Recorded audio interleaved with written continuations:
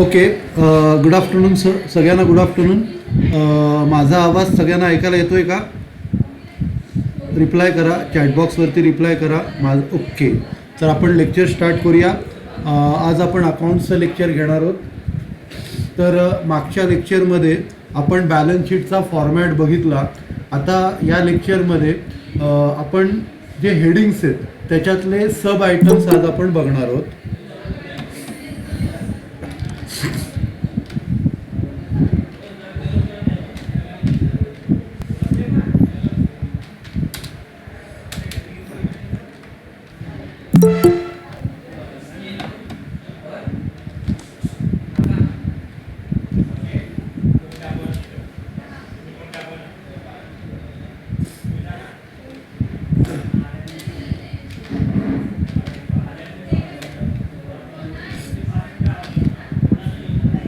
Okay, तर आपण start करूया. मी फाईल शेअर करतो.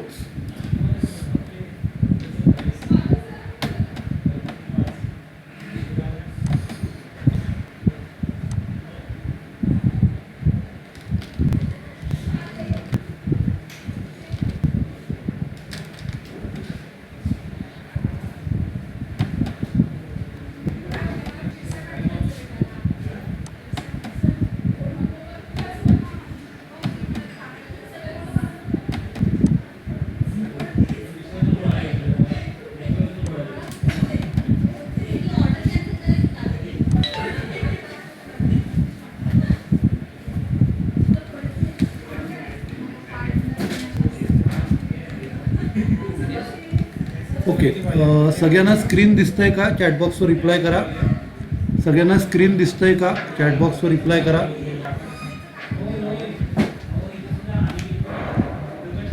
हॅलो, सगळ्यांना स्क्रीन दिसतंय का? ओके, आपण स्टार्ट करूया.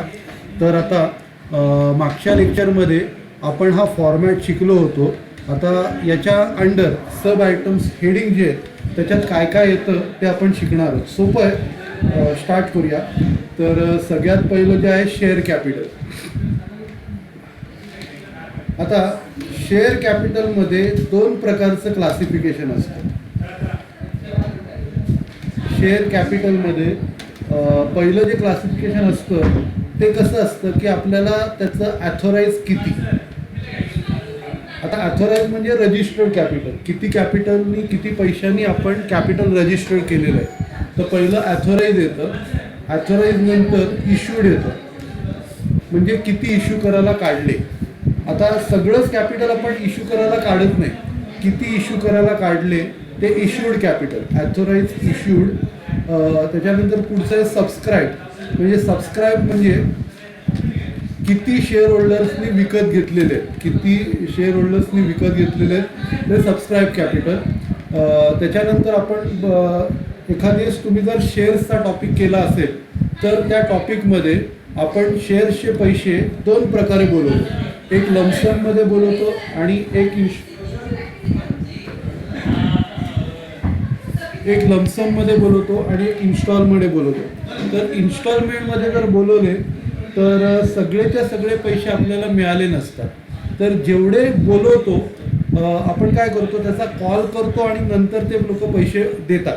तर जेवढे बोलवले त्याला आपण म्हणतो कॉल्ड अप कॅपिटल. जेवढे कॉलचे पैसे आपण बोलवले त्याला आपण काय म्हणतो, कॉल्ड अप कॅपिटल.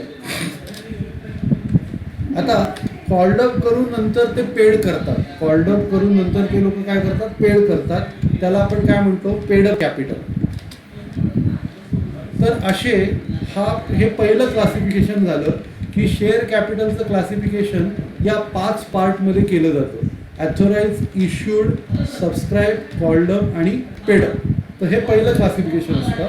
आणि बेसिकली शेअर्स असतात हे 2च कॅटेगरीचे असतात. पहिलं म्हणजे इक्विटी शेअर्स आणि दुसरं म्हणजे preference shares. Equity share capital असं आपण त्याला म्हणूया, कारण नुसतं शेअर्स म्हटलं तर ते इन्व्हेस्टमेंट डिनोट करतात. म्हणजे आपण दुसऱ्या कंपनीचे शेअर्स घेतले, त्याच्यामुळे काय करायचं, जेव्हा तुम्ही शेअर कॅपिटलमध्ये इक्विटी लिहाल किंवा प्रेफरन्स लिहाल तर त्याचा उल्लेख तुम्ही कॅपिटल म्हणून करायचा. तर 2 प्रकारचे शेअर्स आहेत, इक्विटी शेअर कॅपिटल आणि दुसरं आहे प्रेफरन्स शेअर कॅपिटल. तर हे 2 प्रकारचे शेअर्स शेअर कॅपिटलमध्ये येतात. आपण हे SP मध्ये शिकलेलो आहोत, तेच आता आपल्याला प्रॅक्टिकली करायचं आहे. तर हे शेअर कॅपिटलचं हेडिंग आहे.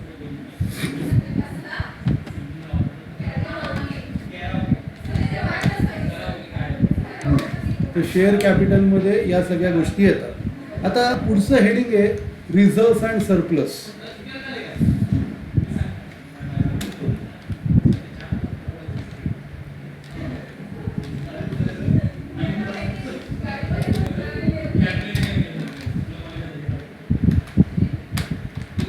आता नावावरनंच कळतं की याच्यात कुठल्याही प्रकारचे रिझर्व्स येतात. आणि सरप्लसचा अर्थ काय होतो की आपण जो प्रॉफिट कमवतो, तर प्रॉफिट जो कमवलेला आहे ना तो आपल्याला रिझर्वला ट्रान्सफर करावा लागतो. कुठे ट्रान्सफर करावा लागतो, रिझर्वला. आणि जो शेवटी उरतो, रिझर्वला ट्रान्सफर करून शेवटी उरतो, तो सरप्लस आहे. सरप्लस म्हणजे प्रॉफिट अँड लॉस अकाउंटचा क्लोजिंग बॅलन्स. सरप्लसचा अर्थ काय, प्रॉफिट अँड लॉस अकाउंटचा क्लोजिंग बॅलन्स. म्हणजे याच्यात सगळ्या प्रकारचे रिझर्व येतात. तर इकडे आपण असं म्हणू शकतो एनी रिझर्व, एनी रिझर्व. आणि इथे येतं profit and loss account.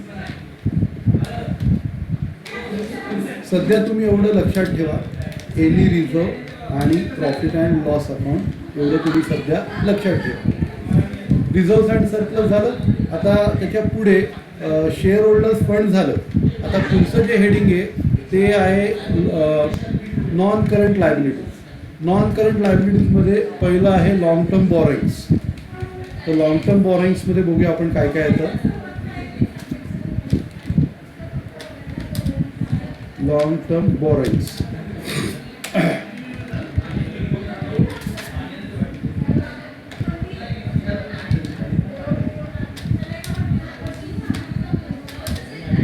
Long term borrowings.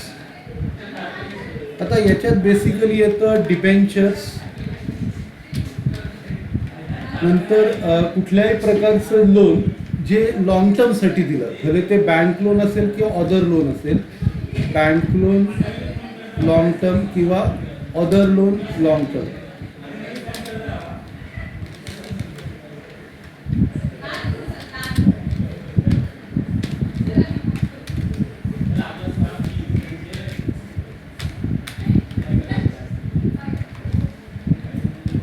Other loan long term. ठीक आहे. तर हे लॉंग टर्म बॉरोइंग्समध्ये येतात. त्याच्यानंतर पुढचं आहे लॉंग टर्म प्रोव्हिजन्स.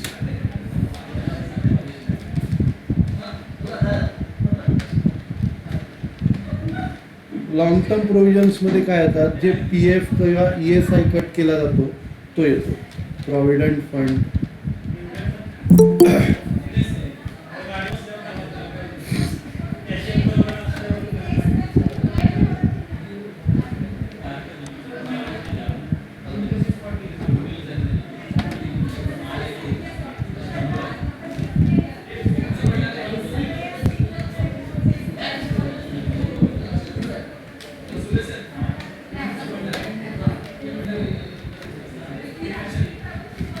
ओके. तर इकडे काय येतं, प्रॉव्हिडंट फंड, किंवा एम्प्लॉय स्टेट इन्शुरन्स असं येतात.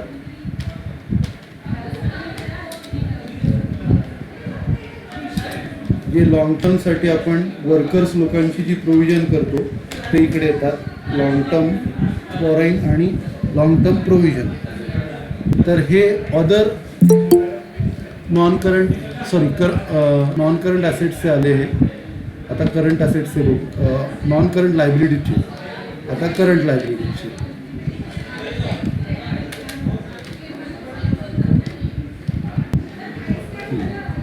तर आता लॉंग टर्म बॉरोइंगमध्ये डिबेंचर्स, बँक लोन आणि अदर लोन येतं. लॉंग टर्म प्रोव्हिजनमध्ये प्रॉव्हिडंट फंड आणि एम्प्लॉय स्टेट इन्शुरन्स येतं. त्याच्यानंतर आता पुढे येतं करंट लायबिलिटीजमध्ये. करंट लायबिलिटीजमध्ये पहिलं येतं short term borrowings.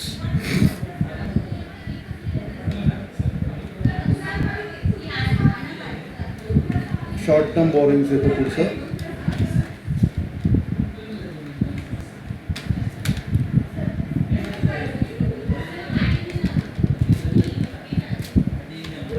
Short term बॉरोइंग्समध्ये main येतं बँक ओव्हरड्राफ्ट. त्याच्यानंतर जे काय लोन आपण शॉर्ट टर्मसाठी घेतलं असेल, बँक लोन किंवा अदर लोन्स, हे जर शॉर्ट टर्मसाठी घेतलं असेल तर ते इकडे येतं. लॉंग टर्म म्हणजे 1 वर्षापेक्षा जास्त, शॉर्ट टर्म म्हणजे 1 वर्षापेक्षा कमी. तर बँक लोन, लॉंग टर्म आणि शॉर्ट टर्म असे येतात.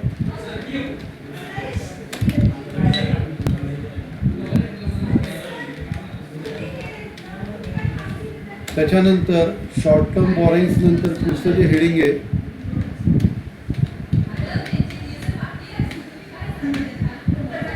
Trade payable. ट्रेड पेएबलमध्ये क्रेडिटर्स आणि बिल्स पेएबल येतात. Trade payable.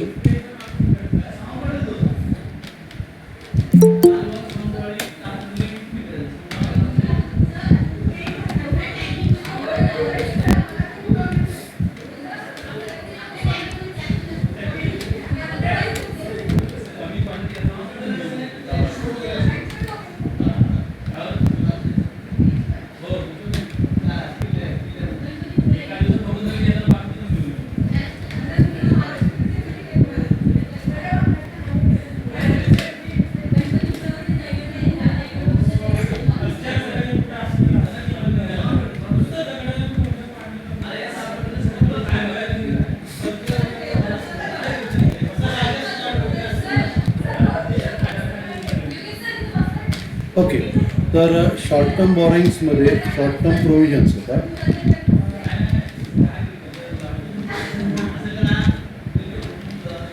शॉर्ट टर्म प्रोव्हिजन्समध्ये पहिलं येतं प्रोव्हिजन फॉर टॅक्स. जी काय टॅक्सची प्रोव्हिजन आपण करतो ती इकडे येते, प्रोव्हिजन फॉर टॅक्स. आणि दुसरं येतं प्रपोज डिव्हिडंड. आता प्रपोज डिव्हिडंडचा अर्थ काय असतो की मीटिंगमध्ये शेअर होल्डर समोर मांडण्यात येतं की कंपनीचा असा असा प्रॉफिट आहे, तर एवढा आपण डिव्हिडंड लोकांना देऊ का, तर ते प्रपोजल मांडलं जातं, म्हणून त्याला आपण म्हणतो प्रपोज डिव्हिडंड. त्याच्यानंतर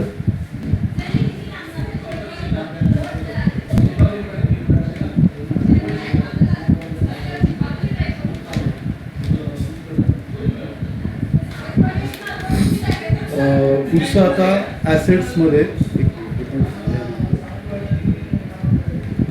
अदर करंट लायबिलिटी काय, trade payable, other current liability.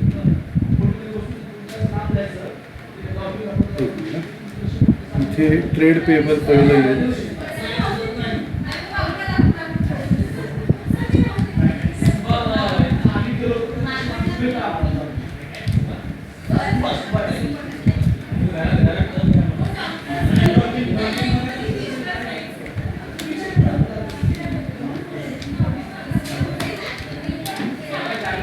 Trade payable. Trade पेएबलमध्ये काय येतं, क्रेडिटर्स आणि bills payable.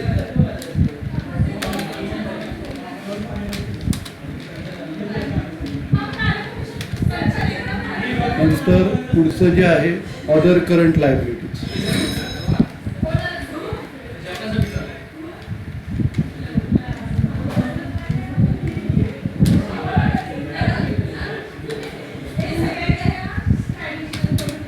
other current liabilities.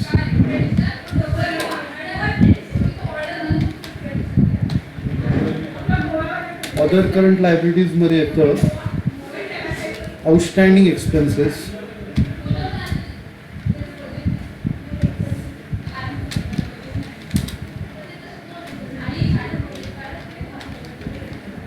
नंतर ॲडव्हान्स इन्कम,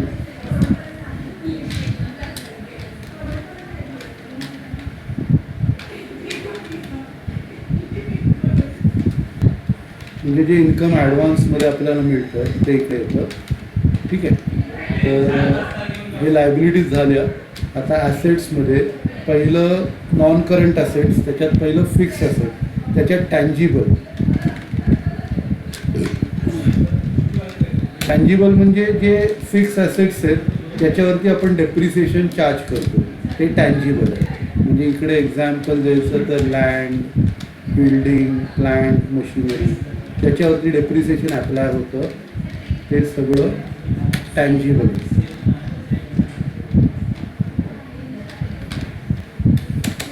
नंतर इनटँजिबल,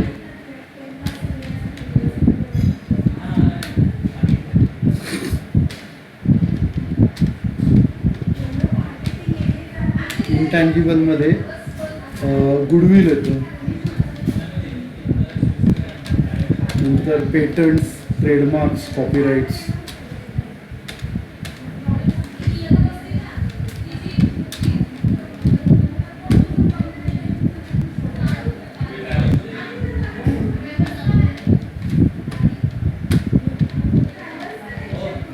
त्याच्यानंतर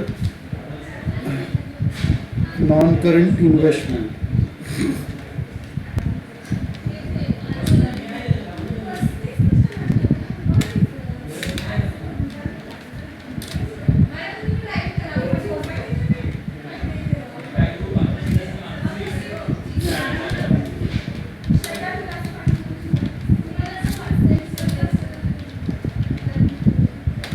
नॉन करंट ॲसेट्समध्ये नॉन करंट इन्व्हेस्टमेंट, कुठलंही इन्व्हेस्टमेंट लॉंग टर्म येतं.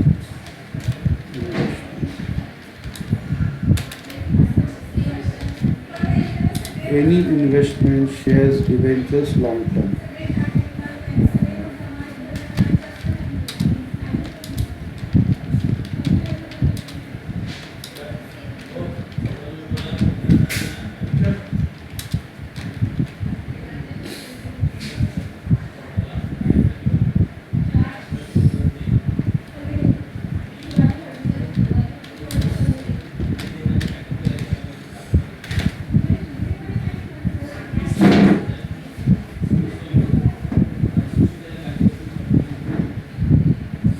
त्याच्यानंतर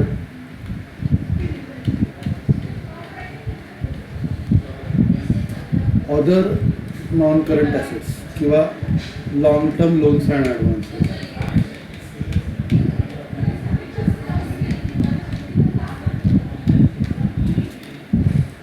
long term loans and advances.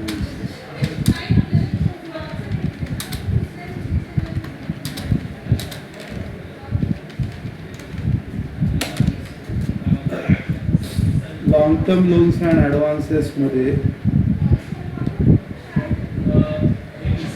Security deposit, आपण जे डिपॉझिट लोकांना देतो,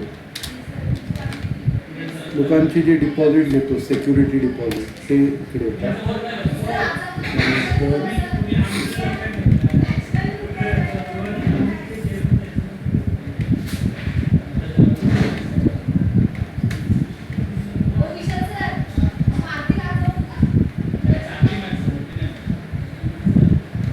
अदर नॉन करंट ॲसेट्स, म्हणजे याच्यात प्रिलिमिनरी एक्सपेन्सेस वगैरे जे असतात ते येतात other non current assets.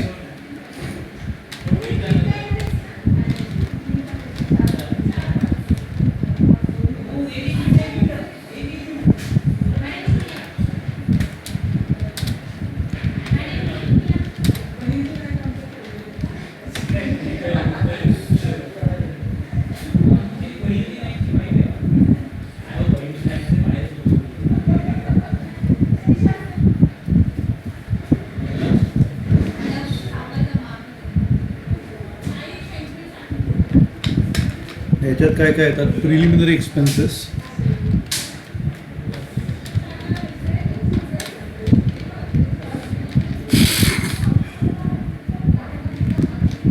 expenses on issue of shares and debentures,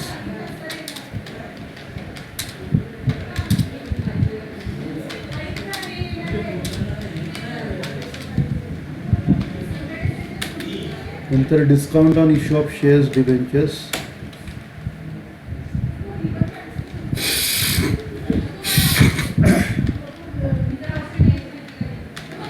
नंतर कमिशन,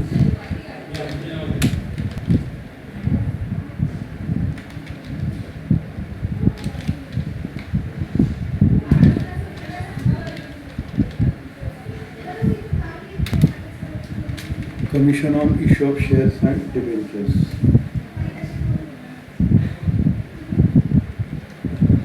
अदर करंट असेट्स येतात.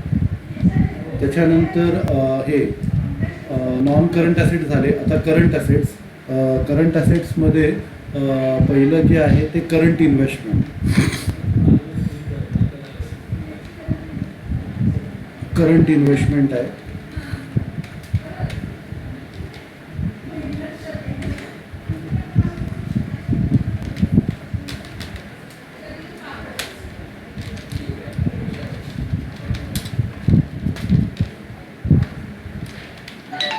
आता करंट इन्व्हेस्टमेंटमध्ये काय येतं, जे आपण नॉन करंट इन्व्हेस्टमेंट बघितले ते कुठले होते?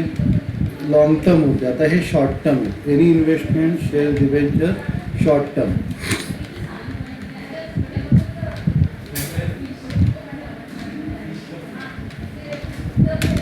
त्याच्यानंतर पुढचं आहे इन्व्हेंटरीज. इन्व्हेंटरीज म्हणजे stock.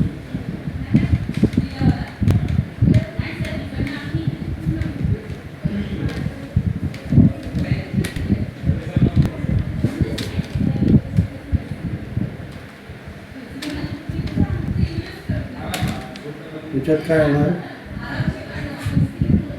Stock of finish goods, raw material, stock in trade. Sir पहिलं स्टॉक इन ट्रेड येईल, जो क्लोजिंग स्टॉक असतो आपला. नंतर रॉ मटेरियल,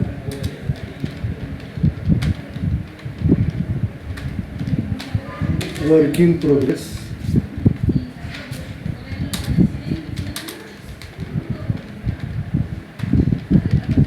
फिनिश गुड्स,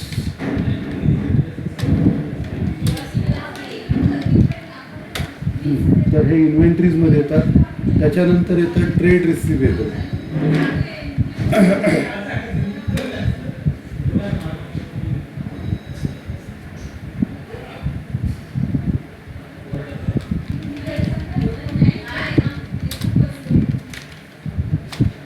जसं ट्रेड पेबलमध्ये क्रेडिटर्स आणि बिल्स पेबल येतात, तसं इकडे डेटर्स आणि बिल्स रिसिवेबल येतात. डेटर्स आणि बिल्स रिसिवेबल.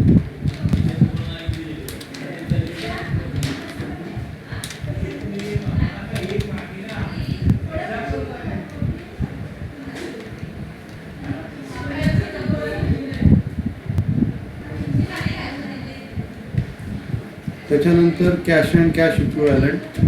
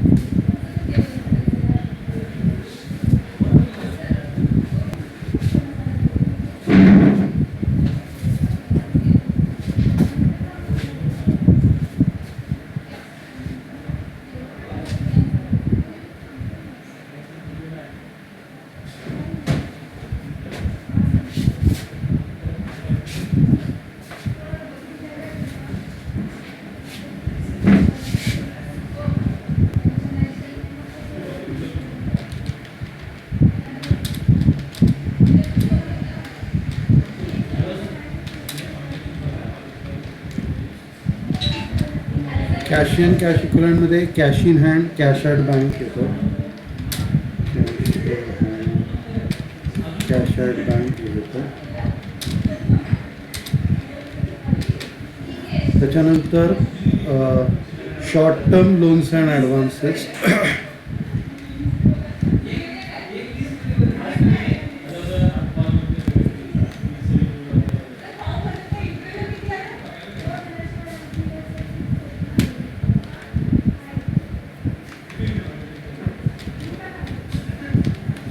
याच्यात काय येतं, प्रीपेड एक्सपेन्स आणि ॲडव्हान्स सॅलरी वगैरे आपण देतो लोकांना.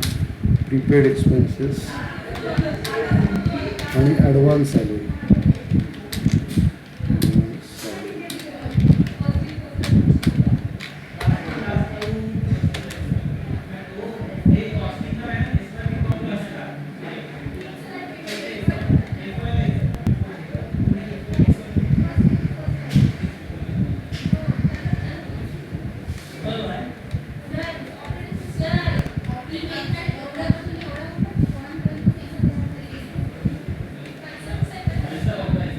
नंतर other current liabilities.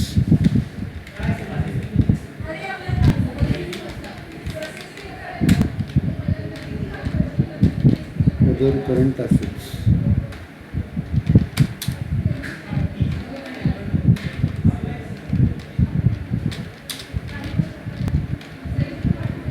Other current ॲसेट्समध्ये आउटस्टँडिंग एक्सपेन्सेस येतात. आउटस्टँडिंग इन्कम, जे इन्कम मिळायचं बाकी येतं.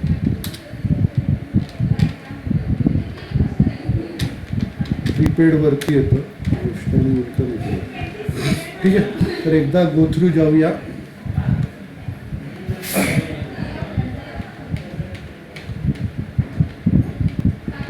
आता सगळ्यात पहिलं शेअर होल्डर्स फंड्स येतात. शेअर होल्डर्स फंड्समध्ये शेअर कॅपिटल, तर त्याचं कसं डिवाइड केलेलं आहे. ॲथोराइज, इश्यूड, सबस्क्राईब, कॉल्ड अप आणि पेड अप, हे पहिल्या लेवलचं क्लासिफिकेशन आहे. नंतर त्याच्यात इक्विटी आणि प्रेफरन्स असे शेअर्स येतात. पुढे रिझर्व्स अँड सरप्लसमध्ये एनी रिझर्व किंवा प्रॉफिट अँड लॉस अकाउंट येतं. नंतर लॉंग टर्म बॉरोइंगमध्ये डिबेंचर किंवा bank loan, other loan long टर्मचे येतात. लॉंग टर्म प्रोव्हिजनमध्ये जे वर्कर्स लोकांचं प्रॉव्हिडंट फंड किंवा ESI जो असतो तो येतो.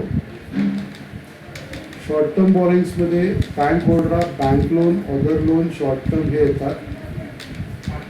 ट्रेड पेबलमध्ये क्रेडिटर्स आणि बिल्स पेबल येतात.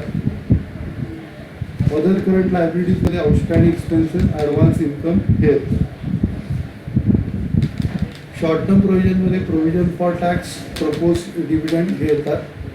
नंतर टँजिबल जे फिक्स ॲसेट्समध्ये त्याच्यात लँड, बिल्डिंग, प्लांट, मशिनरी हे येतं. इनटँजिबलमध्ये गुडविल, पेटंट, कॉपीराईट, ट्रेडमार्क हे येतं. नॉन करंट इन्व्हेस्टमेंटमध्ये कुठलेही शेअर्स किंवा डिबेंचर जे लॉंग टर्म असतील ते. नंतर long term loans and advances, security deposit, म्हणजे आपण दुसऱ्यांचे डिपॉझिट घेतो तर ते सिक्युरिटी डिपॉझिट आपण देतो लोकांना. म्हणजे आता समजा MSCBकडे आपण सिक्युरिटी डिपॉझिट ठेवलं आहे तर ते इकडे येतात. त्याच्यानंतर ऑदर नॉन करंट असेट, ज्याच्यात प्रिलिमिनरी एक्सपेन्सेस, जो खर्च वर्षानुवर्ष आपल्याला त्याचा बेनिफिट देतो. प्रिलिमिनरी एक्सपेन्स आहे, expense on issue of share debentures आहे, discount on issue of share debentures हे सगळे येतात.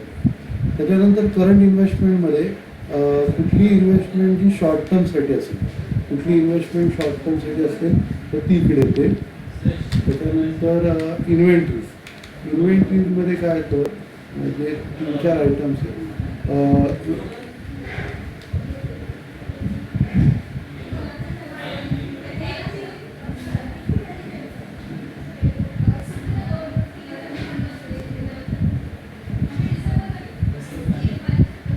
त्याच्यानंतर इन्व्हेंटरीजमध्ये स्टॉक इन ट्रेड येतं, raw material, work in progress, finish goods हे स्टॉकचे आयटम येतात इन्व्हेंटरीजमध्ये. त्याच्यानंतर ट्रेड रिसिवेबल, त्याच्यात डेटर्स आणि बिल्स रिसिवेबल येतात, डेटर्स आणि बिल्स रिसिवेबल. त्याच्यानंतर कॅश अँड कॅश इक्विव्हलंटमध्ये cash in and cash at bank हे येतं. नंतर शॉर्ट टर्म लोन्स अँड ॲडव्हान्सेसमध्ये प्रीपेड एक्सपेन्सेस, ॲडव्हान्स सॅलरी हे येतं.